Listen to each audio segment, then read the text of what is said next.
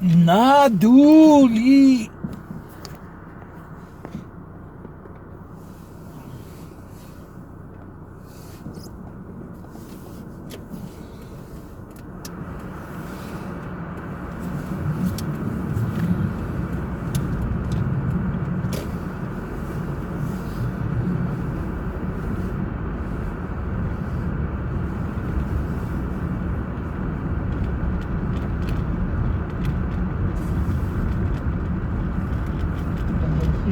Wanda Jackson, the McCoys, the Renowns, and so many more.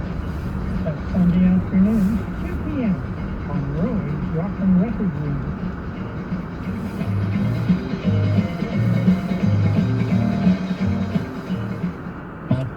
Who is also the producer of Storylines. This show is part of the CBC Audio docu. I'm Craig Desson. Thanks for listening.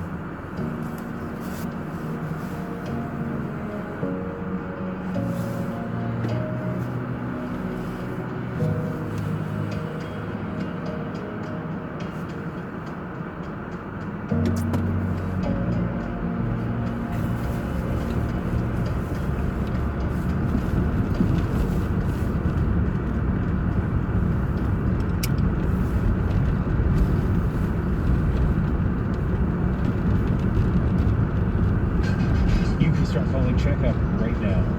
This is historic. It's being touted as a first step in a national universal pharmacare plan in Canada. Are you able to afford your medications? Can we afford a national pharmacare plan? You can start calling checkup now. This is the CBC Alberta News. At 1 o'clock, minus 17 in Edmonton, minus 18 in Calgary. Good afternoon, I'm Ken Dawson. Here's what's making news this hour. A proposed registration tax on electric vehicles is receiving pushback from some Albertans. Starting this coming January, the province plans to charge a $200 annual fee on electric vehicles. Finance Minister Nate Horner says the money would help maintain roads and support other services.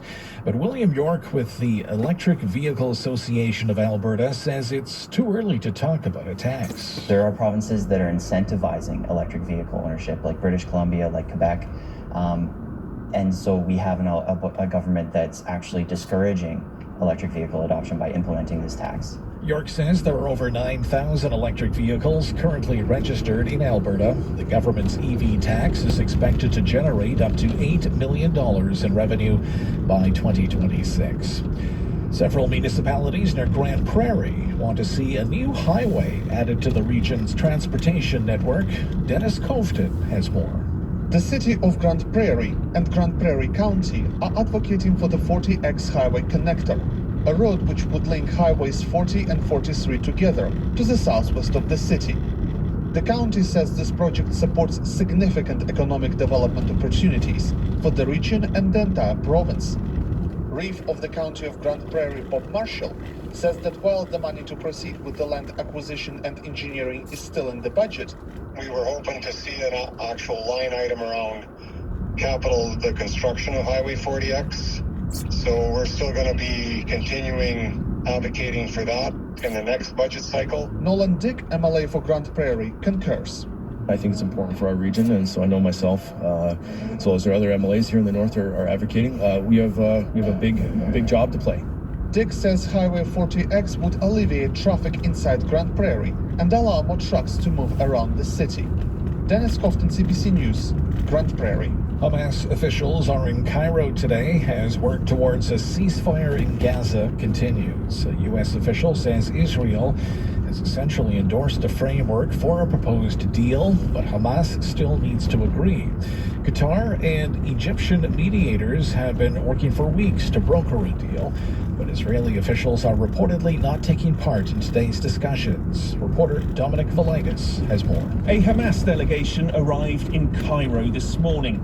Media reports yesterday, quoting two Egyptian security sources, said Israel would not send a team today unless it got a full list of hostages who are still alive and Hamas agrees to a ratio of Palestinian prisoners to be released in exchange for each Israeli hostage. Yesterday, a senior US official, speaking on condition of anonymity, said that a deal was on the table, that a framework for a 6-week pause in the fighting was in place with Israel's agreement, and now depended on Hamas agreeing to release hostages it's held in Gaza since the October 7th attacks.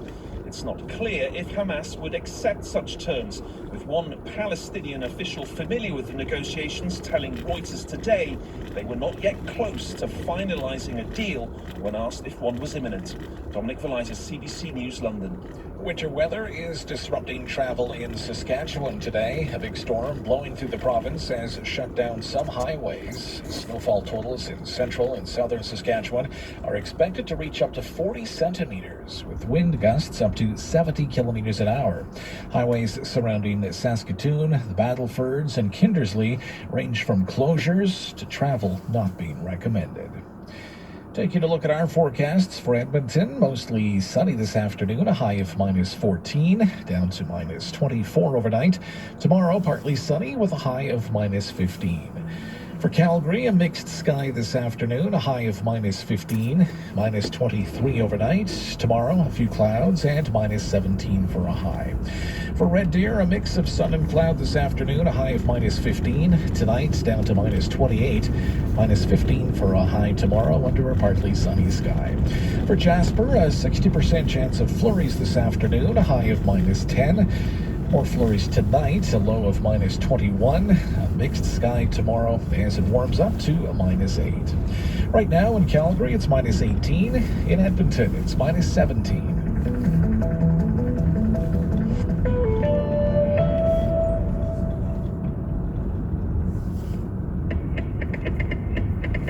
Hi, I'm Nora Young. This is Spark.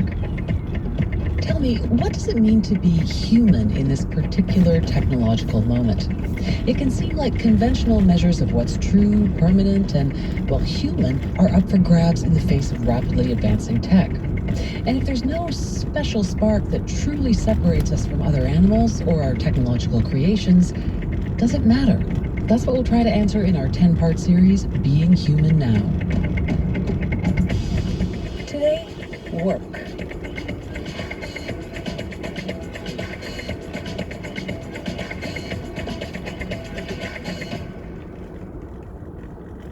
There are two important things reshaping the way people work today: automation and a reliance on data. We're talking about people across different industries in nearly every field, all kinds of different jobs. This isn't anything new, really. Over the course of history, mechanization has changed labor and our relationship to it. And so-called scientific management, where labor is quantified for maximum efficiency, goes back to the end of the 19th century. In the first industrial revolution, automation ushered in all kinds of social and economic changes: increased production of goods, longer work hours, unionization, and migration from rural to urban areas.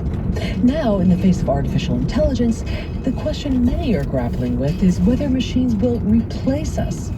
But the more pressing issue may not be that these systems are replacing human labor, but rather concealing it.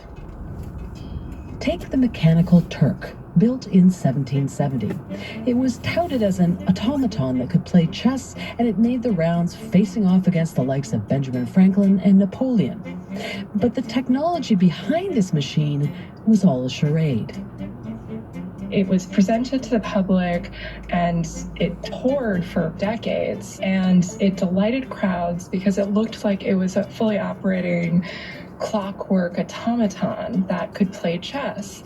Now, as many of us now know, there was a person inside who was hidden in a secret compartment. This is tech critic and writer Joanne McNeil. She says the story of the mechanical Turk over 2 centuries ago is in some ways also that of automation today. I look around and I can't think of one instance of AI where you don't see human labor somewhere alienated from the actual product and the service. Like I said, Joanne is a tech critic, but she also recently came out with her debut novel. It's called Wrong Way, and though it's fiction, it has a lot to say about our current moment of tech-fueled gig work. It centers on a middle-aged woman named Teresa who's stuck in a cycle of precarious work. She takes a mysterious yet promising